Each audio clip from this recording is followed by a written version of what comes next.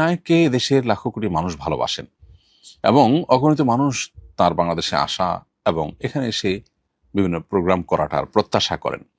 অতএব তার আশাটা মৌলিকভাবে প্রত্যাশিত এবং কাঙ্ক্ষিত এবং তার আশাটাই বরং স্বাভাবিক।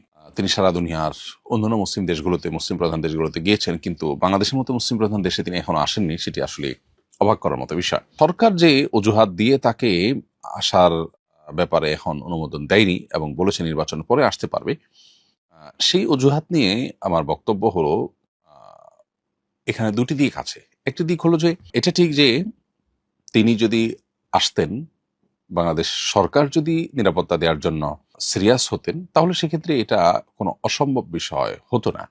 অর্থাৎ একজন মানুষ আসলে তার অনুষ্ঠানকে ঘিরে যে নিরাপত্তা দেয়া, সেটুকু ব্যবস্থা করার মতো শক্তি সামর্থ্য অবশ্যই সরকারের আছে। সরকার যদি বিষয়টাকে খুব সিরিয়াসলি নিত এবং এটাকে খুবই পজিটিভলি দেখতো, তাহলে সেক্ষেত্রে এটার ব্যবস্থাও হয়তো করতো।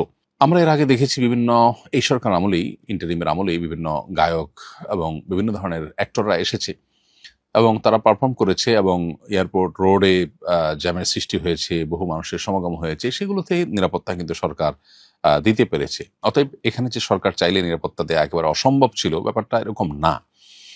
তবে আরেকটা বাস্তবতা এখানে আছে, সেটা হলো যে আমাদের দেশে সাম্প্রতিক সময়গুলোতে আইনশৃঙ্খলার যে পরিস্থিতি, বিশেষ করে নির্বাচন যত ঘনিয়ে আসছে, নানান ষড়যন্ত্রের ডালপালা গজাচ্ছে খুবই স্বাভাবিকভাবে। এয়ারপোর্টে আগুন লেগেছে, আর অনেকগুলো ঘটনা ঘটেছে। এগুলো থেকে বোঝা যায় যে বড় কোনো গ্যাদারিং, অস্বাভাবিক রকমের কোনো গ্যাদারিং যদি এই মুহূর্তে হয়, সেখানে কোনো অসাধু চক্র সেখানে কোনো দুর্ঘটনা ঘটিয়ে পরিস্থিতি ঘোলাটে করবার চেষ্টা করতে পারে।